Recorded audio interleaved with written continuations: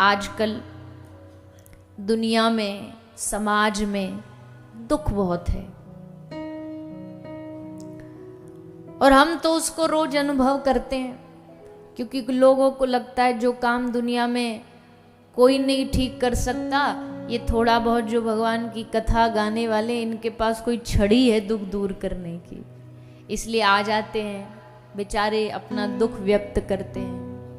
हमारे पास ये नहीं है, हमारा घर में शांति नहीं है, हमारे बच्चे नहीं सुनते, बच्चे कहते हैं माँ बाप नहीं सुनते, सेठ कहता नौकर नहीं सुनता, नौकर कहता सेठ नहीं सुनता, पति कहता पत्नी नहीं सुनती। कहाँ कहाँ जिसको जीवन में दिक्कत है, कोई किसी को बताए ना बताए, पर कोई संत हो, महात्मा हो या प्रवक्ता हो, कथा गाने वाला, उसको जरूर जाके बताते। उनको लगता है कि कोई जादू की छड़ी ये घुमाएंगे और बस काम बन जाएगा। पर देखो, हम तो स्पष्ट बोलते हैं, किसी के पास कोई जादू की छड़ी नहीं होती। जो भगवान की कथा गाने वाले, क्या उनके जीवन में दुख नहीं आते? अगर दूसरे के दुख वो दूर कर ही पाते तो अपना दुख क्यों ना दूर कर लेते? किसके पास है ये ताकत कि कोई किसी के भाग्य के दुख को मिटा सके? नहीं, ये किसी में शक्ति नहीं है। ये शक्ति तो एकमात्र और एकमात्र हमारे प्रभु में है। और वो शक्ति भी ऐसी नहीं है कि भगवान के सामने जाओ, क्योंकि अगर ऐसा सोच के भगवान के सामने जाओगे तो लालची कहलाओगे। वो कहते हैं ना कि भक्त नहीं मजदूर कहलाऊंगा मैं। अगर मैं तुमसे ये आशा लेके जाऊं कि दुख संकट दूर कर दो, सबके संकट दूर करेगी सी बरसाने वाली, बजाओ। अब बात तो सही है कि श्री जी के चरणों में जो जाएगा, बरसाने वाली के जो चरणों में जाएगा, वो उसको भीतर से आनंदित कर देंगी। बाहर से दुखों की विपत्तियों से छुटकारा, वो तो भैया जीवन है, वो तो मिलेगा ही मिलेगा। और भाग्य फूटे उन लोगों के जो राधा रानी के दरबार में भी जाके सिर्फ इतना मांग रहे हैं कि हमारे दुख दूर कर दो। सचमुच अभागे वो लोग। उनके पास जाकर उनके अलावा कुछ मांगना, उनकी भक्ति के प्रेम के अलावा कुछ मांगना, ये किसी सेठ से 1 रुपया मांगने बराबर है, कौड़ी मांगने बराबर है। तो इस समाज ने, और अब किसी व्यक्ति विशेष का नाम तो लेने का अधिकार है नहीं और लेना भी नहीं चाहिए, कौन, सब में कुछ ना कुछ कमियां होती हैं, पर ये जो बड़े बड़े हम लोगों को सुनाने वाले, प्रवचन देने वाले लोग हैं, कुछ जगह ऐसी गलतियां भी की जाती हैं जहां लोगों को स्वार्थवश जोड़ा जाता है, स्वार्थ की वजह से जोड़ा जाता है कि भैया ये करो, ये काम करो तो ऐसा हो जाए, वो काम करो तो तुम्हारा ये काम बन जाएगा। नहीं, दुखों से छुटकारा पाने का एक ही रास्ता है। महाप्रभु ने कह दिया, कृष्ण कृपा बिना नहीं दुखेर मोचन, थाकीले वा विद्या कुल कोटि कोटि धन। कृष्ण कृपा के बगैर दुख का विमोचन नहीं होगा। भले कोटि कोटि कुल खानदान धन तुम्हारे पास हो, पर दुखों से छुटकारा नहीं मिलेगा। इसलिए कृष्ण भूली से जीव अनादिर बहिर्मुख। कृष्ण को भूलते ही दुख विपत्तियां, तो कृष्ण को याद कर लेंगे तो दुख विपत्ति भाग जाएंगी फिर? बोले नहीं। अच्छा एक बात बताओ, बारिश आ रही हो, बहुत बारिश पड़ रही हो, अब बारिश से बचना हो, भीगने से बचना हो, तो क्या बारिश को कोसने से, भीगने से बच जाओगे? बोलिए ना, नहीं। कैसे बचोगे? छाता से। अच्छा चलो छाता भी लगा लिया, क्या छाता लगाने से बारिश बंद हो गई? बारिश तो चल रही है, पर आप क्यों बच गए? क्योंकि आपने छाता लगा लिया। बारिश तो चलती रहेगी।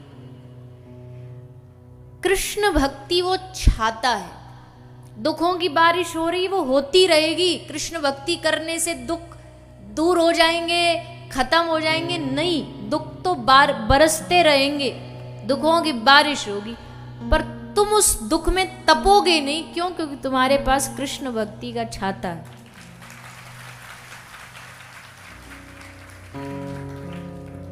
कृष्ण भक्ति की हमारे पर ढाल है, कवच है।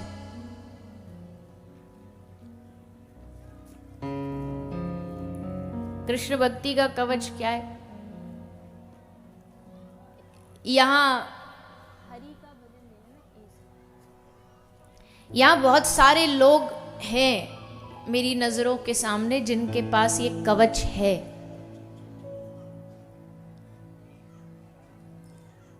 मोबाइल टूट ना जाए इसके लिए आजकल एक वो आता है, क्या बोलते हैं उसको, वो सेफ गार्ड आता है ऊपर लगने के लिए। कोई भी सामान होता है उसकी सेफ्टी के लिए कवर आएगा, सुरक्षा कवच आएगा। तो ये जो मन जो इतनी जल्दी टूट जाता है, इतनी जल्दी निराश हो जाता है, इसका सेफ्टी गार्ड क्या है? इसका सुरक्षा कवच क्या है? तो इसका सुरक्षा कवच एक ही है, हरे कृष्ण कृष्ण कृष्ण हरे हरे, हरे राम राम राम हरे हरे। ये हाथ की जो माला रहती है ना, ये जो जपने वाली माला, जिन जिन के पास यहाँ पे है, जो बैठ के कर रहे हैं, इनके पास ये कवच है, ये सेफ गार्ड है। ये आपको प्रोटेक्ट करेगा, ये आपको बचाएगा। सूरज भले पड़ता रहे, ताप आती रहे, आप पर्दा लगा लो, एसी चला लो, ठंडक अपने आप, सूरज तो बाहर तप रहा है, वैसे ही दुखों में दुनिया तप रही और तपती रहेगी। पर जिसके पास भक्ति का कवच है, वो अपने कवच को हाथ में पहनो, जिव्या पर हरे कृष्ण नाम रटो, तो अपने आप भगवान तुम्हें शक्ति देंगे, बल देंगे। भक्ति कवच का काम करती है भैया, बहुत स्पष्टता से समझ लेना, क्योंकि आजकल लोगों में बड़ी बड़ी कंफ्यूजन है कि भक्ति करने से दुख दूर होते हैं, वृंदावन जाने से पीड़ाएं हट जाती हैं। गलत सोचे बैठे हो। पता चले एक बार वृंदावन जाए और ठाकुर जी रीझ जाए तुम पे, तो भगवान सोचे अब इसको अपना बना के रहूंगा। और ये जो हमारा ब्रज का जो ये है ना टेढ़ी टांग वाला, इसकी कृपा बड़ी टेढ़ी है। ये दे के कृपा नहीं करता, ये छीन के कृपा करता है, ये लेके चुरा के कृपा करता है।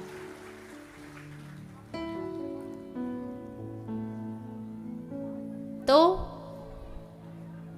कभी भी ऐसा न सोचे। बात बहुत गहरी है, पर किसी ने पूछा कि जी भक्ति करने के बाद जीवन में इतने दुख क्यों आते? आदमी भक्ति कर रहा है, भजन कर रहा है, फिर भी दुख आ रहे, इतने दुख क्यों आते? तो किसी ने उत्तर दिया कि भैया पढ़ाई करने के बाद ही तो एग्जाम आते हैं, ये देखने के लिए कि पढ़ाई कच्ची है कि पक्की है। एग्जाम तभी तो आएंगे, परीक्षाएं जब ही तो आएंगी जब पढ़ लोगे। अब 10वीं तक पहुंचे नहीं तो 10वीं की परीक्षा कैसे दे दोगे? और एक बात और है, जैसे जैसे तुम्हारी क्लास बढ़ती जाएगी परीक्षा उतनी टफ होती जाएगी, एग्जाम उतने ही टफ होते जाएंगे। पहली क्लास के से ज़्यादा टफ एग्जाम होंगे दूसरी क्लास के, दूसरे से तीसरी ज़्यादा होगी, क्योंकि क्लास बढ़ रही है। भक्ति की भी क्लास होती है, भक्ति के भी स्टैंडर्ड होते हैं। जैसे जैसे भक्ति बढ़ती है परीक्षाएं और कठिन होती जाती हैं। परीक्षाएं चाहे वो दुखों की हो चाहे विपत्तियों की हो, वो और कठिन होती जाती है। भगवान देखते हैं कि पक्के सत्संगी हो कि कच्चे हो। कच्चे हो गए तो बीच में छोड़ के भाग जाओगे। कच्चे लोग बीच में ही रास्ते में ही हाथ उठा करके भग जाएंगे, निकल लेंगे यहाँ से। बोले छोड़ो छोड़ो, ये अगर इन्होंने कहा कि ये लेने वाला है, ये भगवान, ये कृष्ण लेने वाले में से है, तो हम क्यों करें इसका भजन, छोड़ो इसको, दूसरे वाले के पास चलते हैं जो देने वाला हो। जो कच्चे घड़े होंगे वो ऐसे ही सोच के निकल जाएंगे, पर भैया जो पक्के होंगे वो कहेगा कि हे प्रभु, चाहे सारा जीवन दुख दे, सुख दे, अच्छा दे, बुरा दे, मैं बस तुम्हारा था, तुम्हारा हूं और तुम्हारा रहूंगा। चाहे अब कितने भी धक्के दे दे के भगा दो, ठोकर मार मार के भगा दो, दरवाजे बंद कर दो, पर तुम हटीले हो तो हम भी किसी से कम नहीं, हम भी हटीले। तुम भगाओगे तो हम वहीं तुम्हारे दर पर पड़े रहेंगे। दर पर पड़े पड़े पड़े पड़े। एक रसिक जन की पंक्ति है, पहली पंक्ति मुझे अभी स्मरण में नहीं आ रही, पर उसका भाव ये है कि हम श्री लाडली जी के दरबार में पड़े पड़े प्राण त्याग देंगे, मर जाएंगे, सारे जीवन पड़े रहेंगे। अगर सारा जीवन भी वो हमको नहीं देखेंगी तो भी वहीं पड़े पड़े प्राण त्याग देंगे। जब मरेंगे तब तो एक बार नजर उठा के देखेंगी और पूछेंगी ये कौन परे दरबार, कौन परा है, ये कौन यहाँ दरवाजे को घेरे पड़ा है, ये सीढ़ियों को घेरे पड़ा है। तब तो आपकी नजर हम पर पड़ेगी, तब तो नजर डालोगे हम पर। तो भैया भक्ति जो रास्ता है ना, ये कच्चे लोगों के लिए नहीं है। कच्चे लोग भक्ति के रास्ते पर चल नहीं सकते। ये तो एकदम जो पके पकाए हैं, भक्ति में डूबे भये हैं, ये रास्ता उनके लिए है। जो कांटों पे चलने को तैयार है, ये प्रेम का रास्ता उनके लिए है। प्रेम को पंथ करारो महा, तलवार की धार पे धावनो है। प्रेम को इतना आसान खेल है जो हमको लगता है। प्रेम को पंथ करारो।